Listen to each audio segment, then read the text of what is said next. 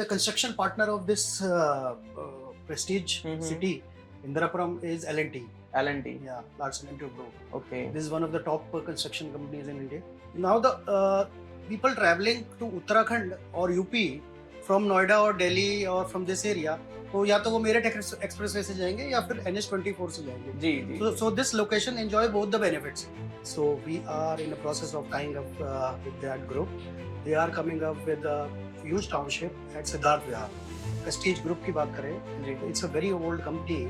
It was founded in 1986 by Mr. Razak Sattar. Now the MD is Mr. Irfan Razak. So it's a very old company and has a long legacy of real estate developments. They have delivered more than 180 million square foot and in the process of delivering more than 170 million square foot, which is a great number in so many years. It's a 40-year legacy. It's a big group. नमस्कार दोस्तों, मेरा नाम ध्रुव है और धर्मसूत्र podcast show में आपका स्वागत है। तो आज हमारे साथ जो गेस्ट हैं वो रियल एस्टेट बैकग्राउंड से आते हैं और सर को 15 इयर्स से ऊपर का एक्सपीरियंस है रियल एस्टेट में।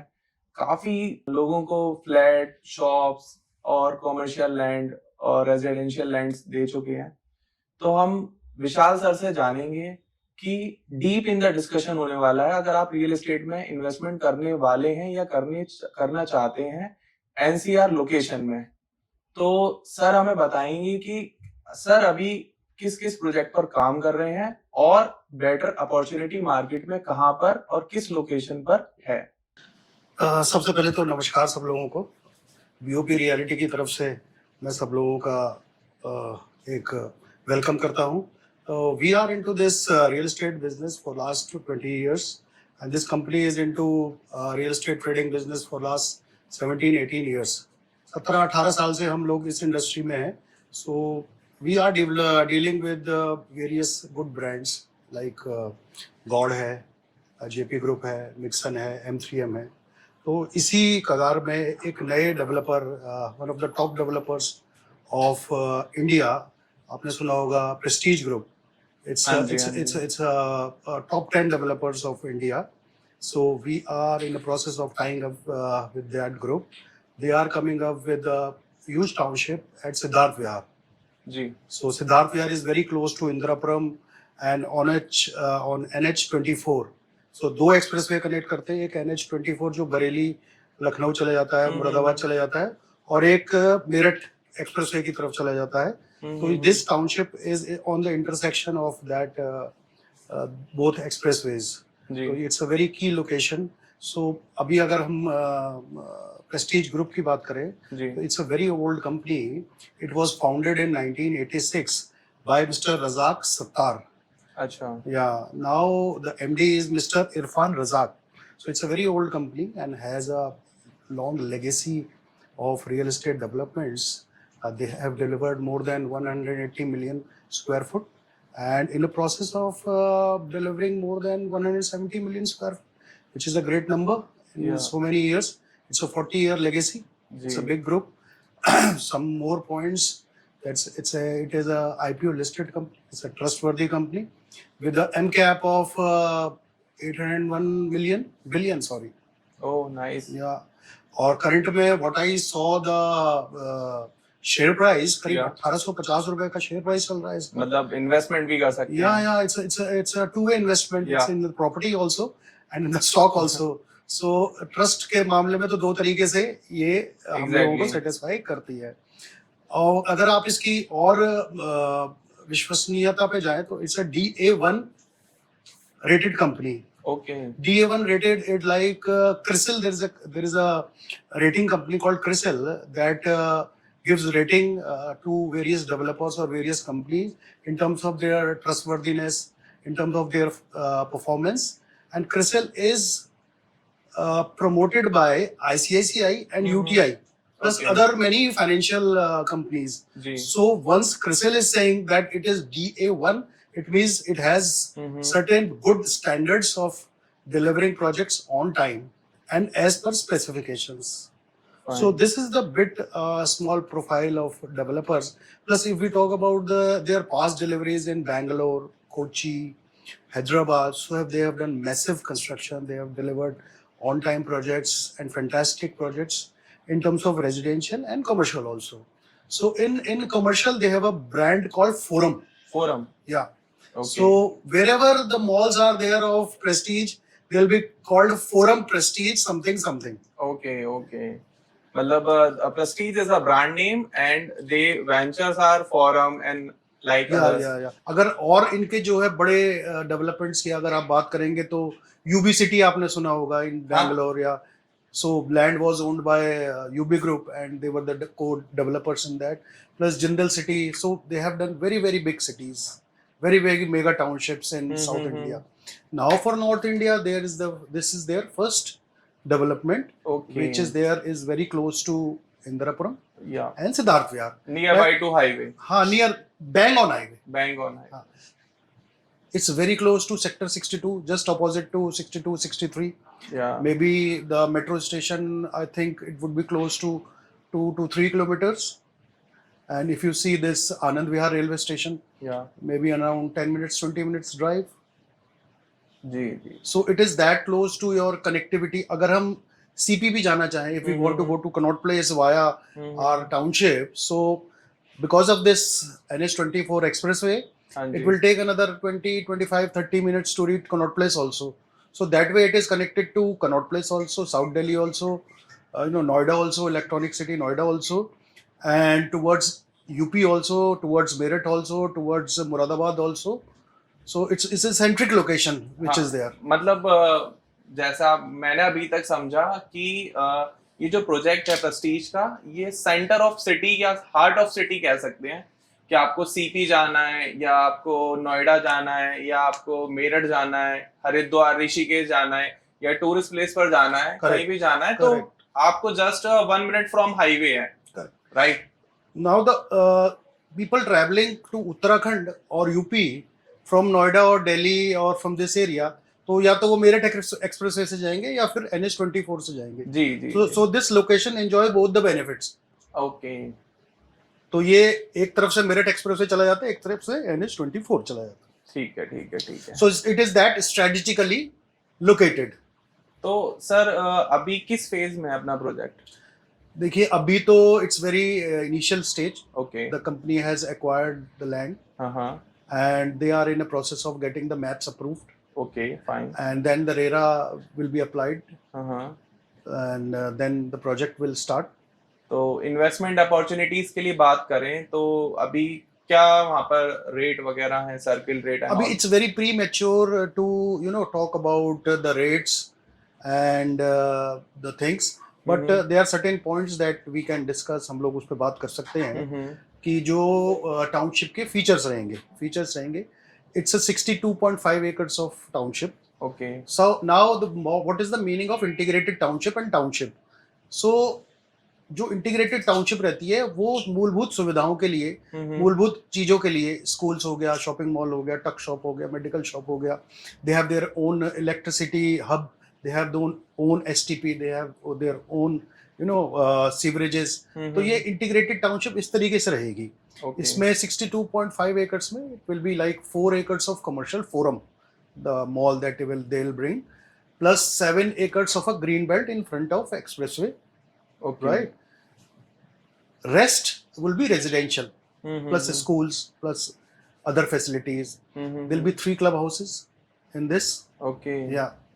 So मतलब ये बहुत sudden है, 3 club houses. Correct. Generally, what we can say in 62.5 acres, they are planning only 4,000 units. Okay. Which is very low dense. अगर आप और डेवलपर्स जिनका मैं नाम नहीं लेना चाहूंगा, because we work with all the brands, generally 25 एकड़ की टाउनशिप में with the FAR of 3.5 or 3.75, generally other developers what they do around 4,500 units. Okay. But ये 62 एकड़ में 4,000 units करीब आ रही हैं, which is very low density.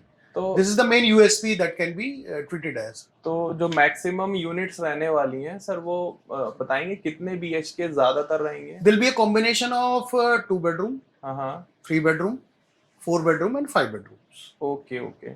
और from now people want to invest in your project, तो अभी स्टार्टिंग इन्वेस्टमेंट की स्टार्ट हो चुकी है. Yes, we can talk with the investors, we can talk with the buyers कि हाँ जी सर ये project is in the pipeline. So you can see the location, you can put an EOI, expression of interest, to that you want to buy a 2 bedroom or a 3 bedroom or a 4 bedroom or a 5 bedroom for that matter. जी. तो इस stage में हम लोग अभी हैं, तो but the sales as if now hardcore sales is not open from the company's side. okay, Yeah. that is start from your Once side. the RERA Yeah. is in place.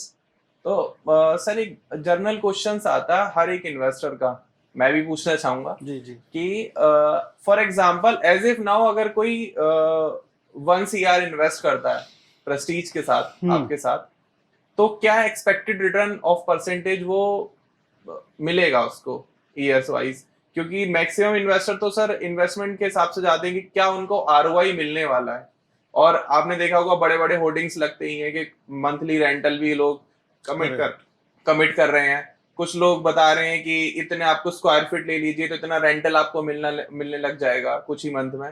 तो हमारे यहाँ कुछ ऐसा है?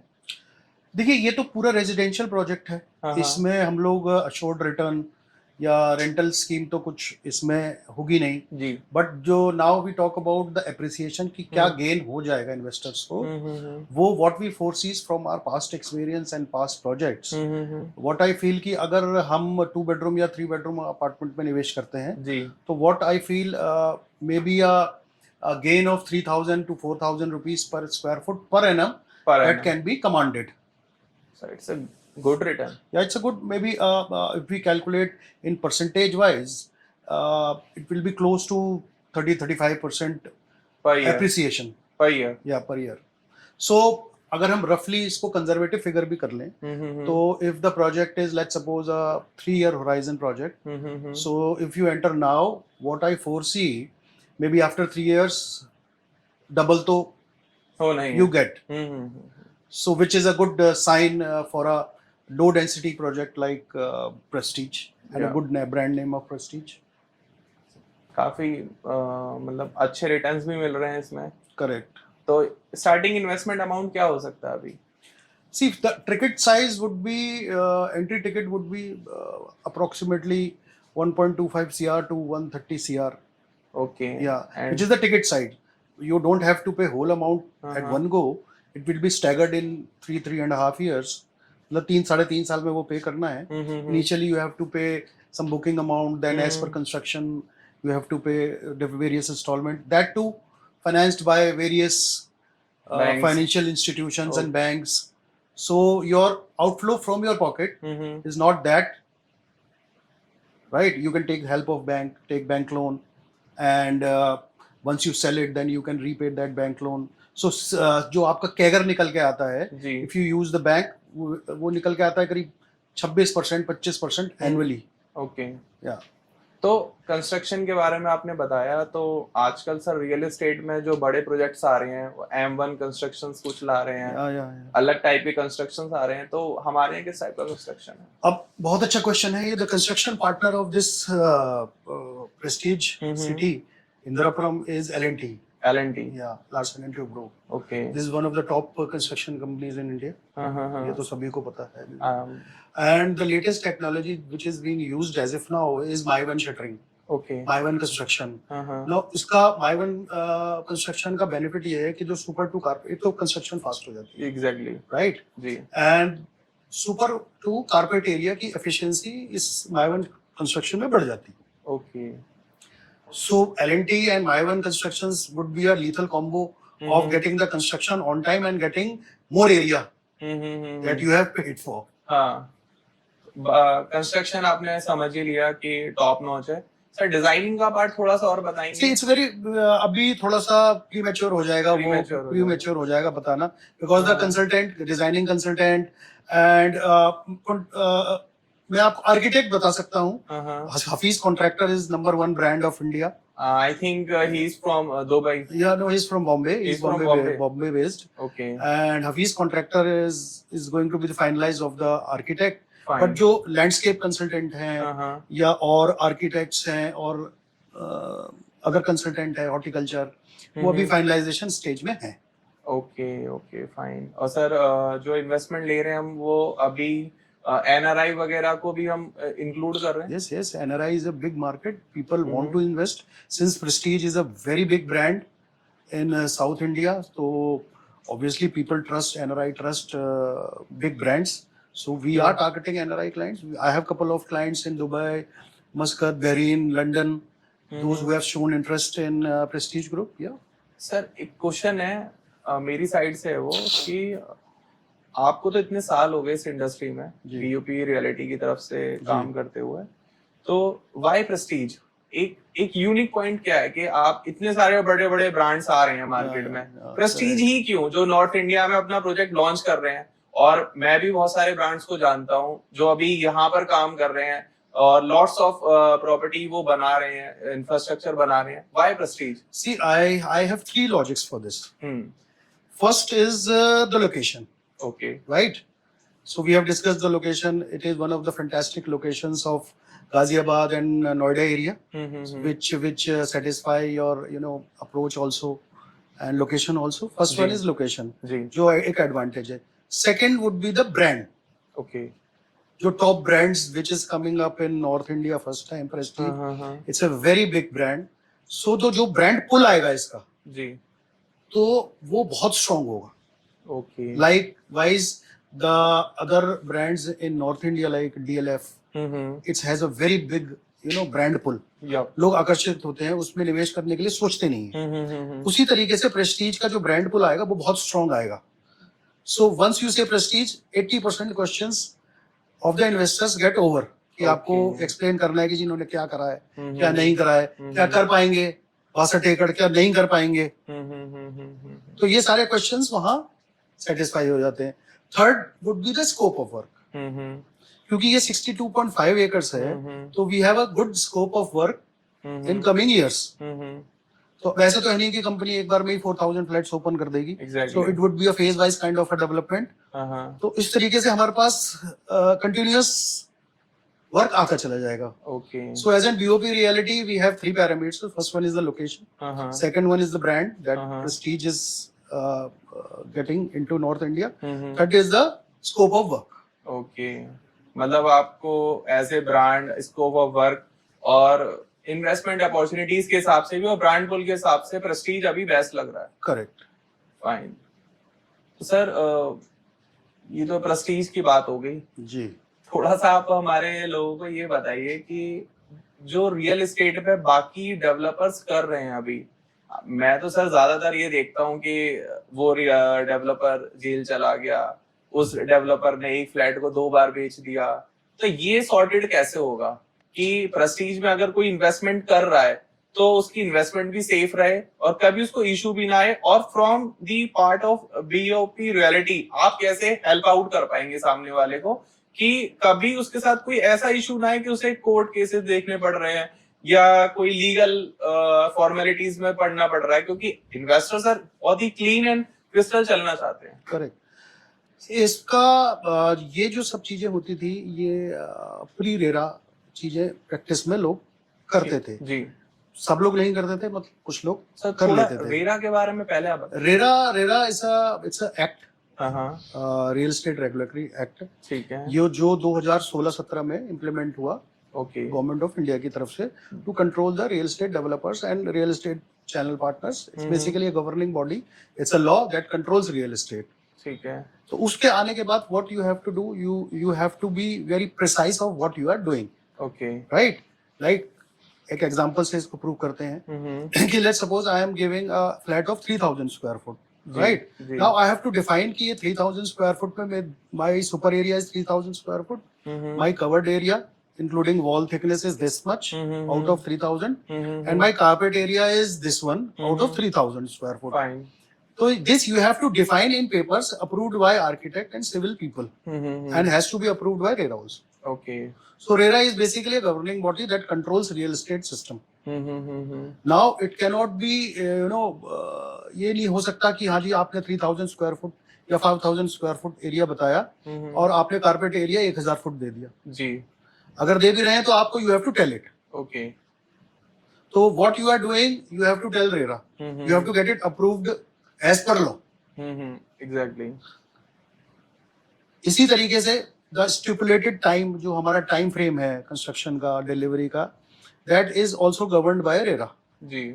मेजर इश्यूज डिलीवरी को रहते थे 2016 से पहले. We have seen many developers की जो एनसीएलटी में चले गए, बिल्कुल, या ऑन टाइम डिलीवरी नहीं दे पाए. Now RERA has to define कि आप अगर एक प्रोजेक्ट कर रहे हैं, आप 3 साल में कर रहे हैं, 4 साल में कर रहे हैं, 5 जी. साल में कर रहे हैं, जी. You have to define the time limits also. Okay. This is how our investors, Indian investors, are protected by RERA. Exactly. Plus, RERA courts are there in each and every district, in each and every state.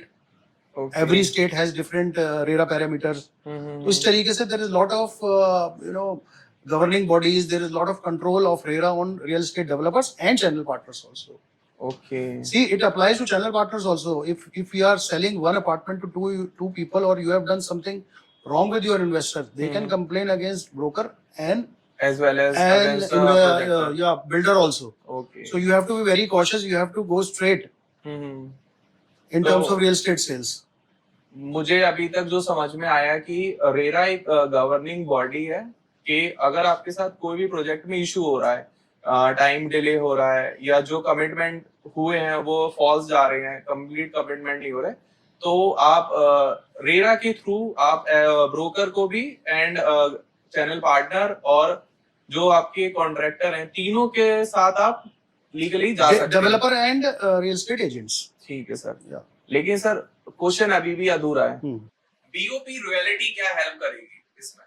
See, we as a real estate consultant, BOP Realty, we tend to sell.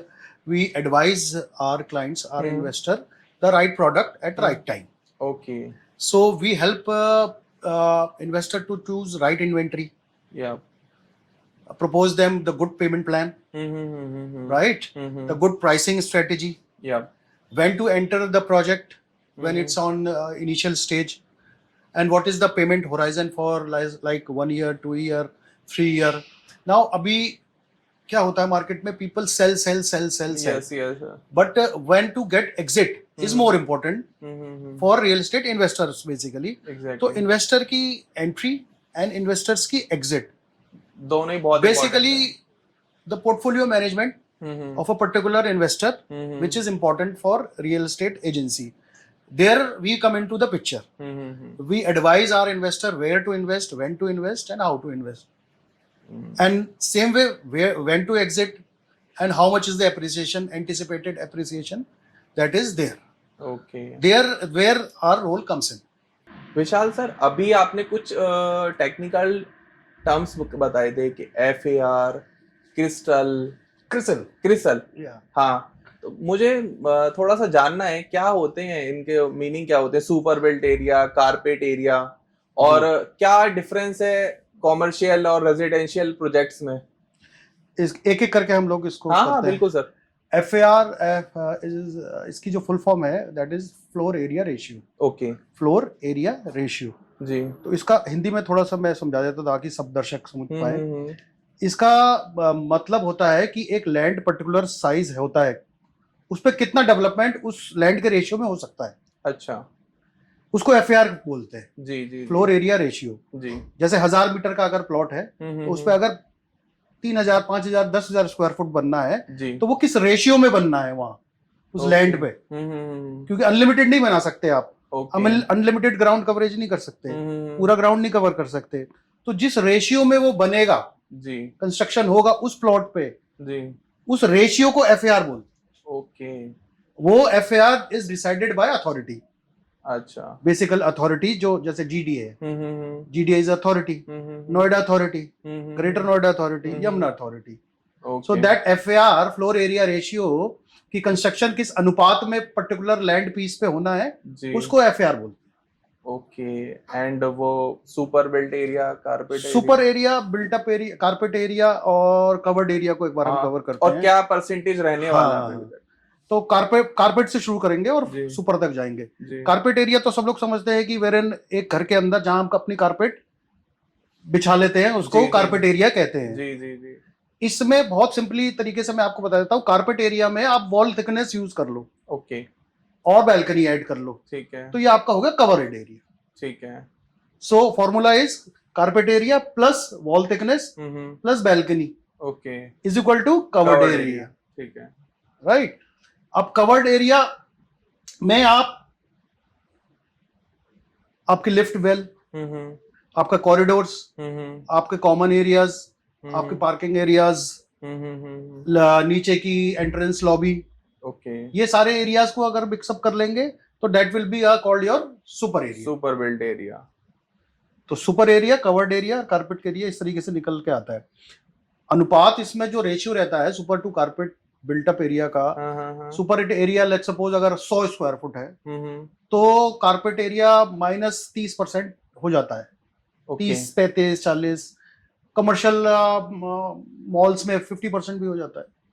Okay, मतलब अगर कोई 1000 square feet super built area का flat purchase कर रहे हैं तो उनको 700 square feet carpet area generally मिल मिल जाता है। बट कई बार क्लाइंट ये कहते हैं कि जी अगर 50% इसमें कम हो जाता है हाँ, तो उसका क्या जस्टिफिकेशन है। जी, तो हमारी तरफ से ये जस्टिफिकेशन रहता है, जैसे कि जब अमूमन जो कमर्शियल मॉल्स रहते हैं जी, उसमें आपको एक बड़ा कॉरिडोर चाहिए, एग्जैक्टली, ज्यादा लिफ्ट चाहिए, हाँ, बड़ी लिफ्ट चाहिए जी, सामान ले जाने के लिए, जी, पैसेंजर्स ले जाने के लिए। हाँ जी, हाँ जी, तो उस चीजों में थोड़ा सा एरिया ज्यादा चला जाए, which is good also. Okay, क्यों, अगर कॉरिडोर बड़ा नहीं होगा, लिफ्ट्स वेल ज्यादा नहीं होंगे और चौड़े नहीं होंगे, पार्किंग स्पेस अगर क्रैम्प्ड पार्किंग होगी तो जो पार्किंग में वहां शॉपिंग करने आए हैं उसको गाड़ी लगाने में प्रॉब्लम होगी, गाड़ी की सर्कुलेशन में दिक्कत होगी। तो जस्टिफाइड रहता है ये, बिकॉज अगर आप किसी पर्टिकुलर शॉपिंग एरिया में जाते हैं वहां there lot of people which are coming roaming, तो वहां there you need to have big corridors, atrium बड़ा चाहिए, रिसेप्शन बड़ा चाहिए। तो इस तरीके से सुपर टू कारपेट एरिया अगर थोड़ा डिफरेंस भी है तो आपको कॉमन चीजों में वो चीजें बेनिफिट्स मिल जाते हैं। ओके, और सर रेजिडेंशियल एंड कॉमर्शियल में क्या डिफरेंस है? Residential land, basically residential land is जहां पे आप आवासीय चीजें बना सकते हैं, हाँ, जैसे अपार्टमेंट बनते हैं, हाँ, प्लॉट कटते हैं, जी, रेजिडेंस बनते हैं। तो अब जी, जी, जी, कमर्शियल में आपका जो है ऑफिस स्पेस है, मॉल्स हो गए, ये सारी चीजें हैं ओके, ओके, जिसमें आप कमर्शियल एक्टिविटी कर सकते हैं। आजकल सर ज्यादा प्रोजेक्ट ऐसे आ रहे हैं कि कमर्शियल और रेजिडेंशियल दोनों कंबाइन करके that is called mix land use development. हाँ, उस मिक्स लैंड यूज डेवलपमेंट में for that matter Prestige is also a mix land use development. हाँ, उसी पर्टिकुलर पीस ऑफ लैंड में एक एफएआर का रेशियो डिफाइन हो जाता है कि इतना रेजिडेंशियल रहेगा, इतना रेजिडेंशियल आप कंस्ट्रक्ट कर सकते हैं, इतना कमर्शियल कर सकते हैं, इतना इंस्टीट्यूशनल कर सकते हैं। और सर एक मिथ है, या मैं आपसे पूछना चाहूँगा, क्लियर करना चाहूँगा कि मेरे पेरेंट्स ने, जब मैंने फर्स्ट टाइम एक फ्लैट परचेज किया था यहाँ पर क्रॉसिंग रिपब्लिक नोएडा में, ग्रेटर नोएडा लोकेशन में, तो उन्होंने कहा कि ये तो 99 ईयर्स के लिए रहता है, फिर तोड़ दिया जाएगा या गवर्नमेंट ले लेगी। सर ये क्या है इसके बारे में? इसकी हम हिस्ट्री में जाते हैं जी, क्या होता है कि जब कोई नई सिटी बसती है हाँ, तो उसके डेवलपमेंट को पर्टिकुलर अथॉरिटी कंट्रोल करती है। ठीक है, अगर कंट्रोल नहीं करेगी तो जो वहां के बायर्स हैं अनकंट्रोल्ड डेवलपमेंट करेंगे। For example, let's suppose you have bought a plot in sector 130 Noida, okay, which is on expressway, और 135 ऑन एक्सप्रेसवे। जी, तो अगर आपको ये नहीं कहा गया कि आप इसको कंप्लीशन करिए 3 साल में, इतना बनाइए 4 साल में, इतना कंप्लीट करिए, तो आप उसको बनाएंगे ही नहीं। Exactly, correct. हाँ, वो पीस ऑफ लैंड ऐसी पड़ा रहेगा, ना वहाँ हम्म, इलेक्ट्रिसिटी का कोई सिस्टम बनेगा, ना वहाँ सीवरेज का कोई सिस्टम बनेगा, ना कुछ वहाँ आबादी का सिस्टम बनेगा। So now that to control that, authority will impose certain restrictions for you to develop that particular plot. Okay, तो जहां जहां नया डेवलपमेंट आएगा वहां कंट्रोल रहेगा अथॉरिटी का, क्योंकि वो डेवलप करना है। एग्जैक्टली, इसीलिए वो 99 लीज पे दिया जाता है। ओके, इसका मतलब ये नहीं कि आप उसके मालिक नहीं है, हाँ, आप उसके मालिक हैं। इवेंचुअली धीरे धीरे वो फ्री होल्ड हो जाता है, जहां जहां डेवलपमेंट होता चला जाता है वो फ्री होल्ड होता चला जाता है। For that matter DD also, it was a lease hold authority. जब तो लैंड अलॉटमेंट हो रहा था डीडीए का इनिशियली अराउंड 80s में, तो डीडीए भी जो अलॉटमेंट करती थी वो लीज होल्ड का अलॉटमेंट करती थी। बट आप दिल्ली देख रहे हैं, अब डेवलप हो गया, अब तो डेवलपमेंट में वहां कोई कमी है नहीं, तो अब जी। सारी चीजें फ्री होल्ड हो गई। ओके, तो ये लाइफ एज क्या रहती होगी मल्टी स्टोरी अगर हम बिल्डिंग्स आप पुराना नोएडा देखें, हाँ जो हाँ सेक्टर 12-22 वाला एरिया है, जी तो वो आपने सुना भी होगा न्यूज़पेपर्स के थ्रू हाँ और हाँ अदर एजेंसीज, न्यूज एजेंसीज के थ्रू, कि Noida authority is planning to get that free hold because वो डेवलपमेंट हो गया वहाँ। ओके तो अब वो मान के चलिए 30 साल, 35 साल, 40 साल के आसपास फिर वो फ्री होल्ड हो जाता है। फ्री होल्ड हो जाता है वो। तो बट कोई एक फाइनल एज रहती है कि हाँ चलो इतने साल आप इस फ्लैट में रह सकते हैं, फिर उसके बाद आपको कभी तो वो बिल्डिंग ऐसा होगा कि उसे डिकम्पोज करना सी पड़ेगा। That is the age of the building, हाँ that is the age of the building. अगर मान लीजिए 150 साल हो गए बिल्डिंग को बने हुए, हाँ then some authority or some developer has to come into the picture because the age has too हाँ much. तो ओके उसका रीडेवलपमेंट होगा जैसे बॉम्बे में होता है। हाँ हाँ हाँ तो वो that process is different and lease hold and free hold process is different.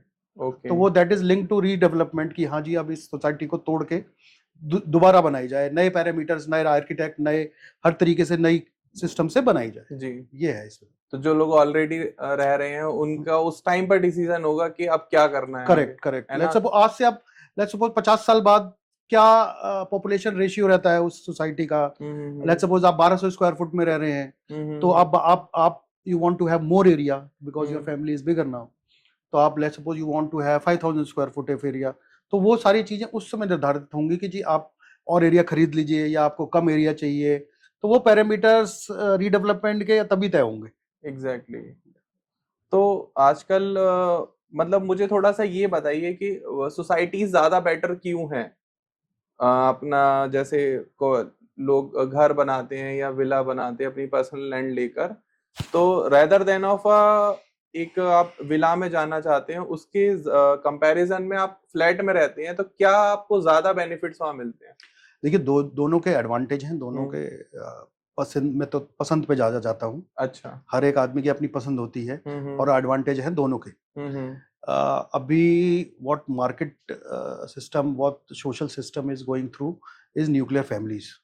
Okay तो न्यूक्लियर फैमिलीज में मेजर ऑफ फैमिलीज में both husband and wife are working, okay so they want to have a place which is very much secured, should have 3 or 4 layers of security, plus जो facilities में है उनमें one call away सारी facilities हों। Like अगर घर में plumbing की जरूरत है तो you can call someone, can come in 2 minutes and do that plumbing work. Electricity की कोई फॉल्ट आ जाता है तो one call away the electrician. Parking की कोई प्रॉब्लम ना हो, जस्ट बेसमेंट में गए and you take the lift and you go to your apartment. So these kind of facilities are available in a particular gated community of apartments, right? उसी तरीके से जो विला कम्युनिटी है उसका भी एक अपना एडवांटेज है, that it's your home is open to sky, right? तो ये it's all about your choice and पसंद। ओके सो इट्स नॉट कि हाँ जी कोई गलत है या कोई सही है, हाँ मतलब इट्स ऑल चॉइस। तो विशाल सर हम दोबारा अपने पॉइंट पर वापस आते हैं जहाँ से हमने अभी लास्ट रोका था जी। कि अगर कोई फ्रीलांसर या चैनल पार्टनर आपके साथ जुड़ के प्रेस्टीज ग्रुप में काम करना चाहता है या उनको सेल आउट करना चाहता है, कि ऑब्वियस है आपके पास उसका पूरा अंडर राइट है यूनिट्स के, तो क्या अपॉर्चुनिटीज हैं। देखिए अभी तो प्रेस्टीज में अब अंडरराइट अभी कुछ हुआ है अच्छा नहीं, हाँ अभी किया नहीं है, it's very premature stage. हाँ but BOP reality is a very good platform wherein we welcome channel partners and freelancers, and we give on time commission, and whatever we commit we give on time, plus we support them in generating leads, attending their clients, giving them inventory support. यही सारी चीजें चाहिए होती है एक particular individual को कि उसके क्लाइंट को अच्छी तरीके से कोई प्रोजेक्ट समझाया जा सके, उन क्लाइंट को इन्वेंट्री अच्छी मिल जाए और ऑन टाइम कमीशन मिल जाए। So these are the things that we take care of freelancers and real estate channel partners. So we always welcome brokers and channel partners and consultants. I want to tell all these people who want to start in their career in real estate, BOP Realty जो है एक one of brand है, 400 plus अभी हमारी team size है, and 1 lakh plus units हम लोग अभी तक सेल आउट कर चुके हैं, more than 1 lakh. Most of the we started this in 2007-8, so it's a more than 15-year-old 16-year-old company.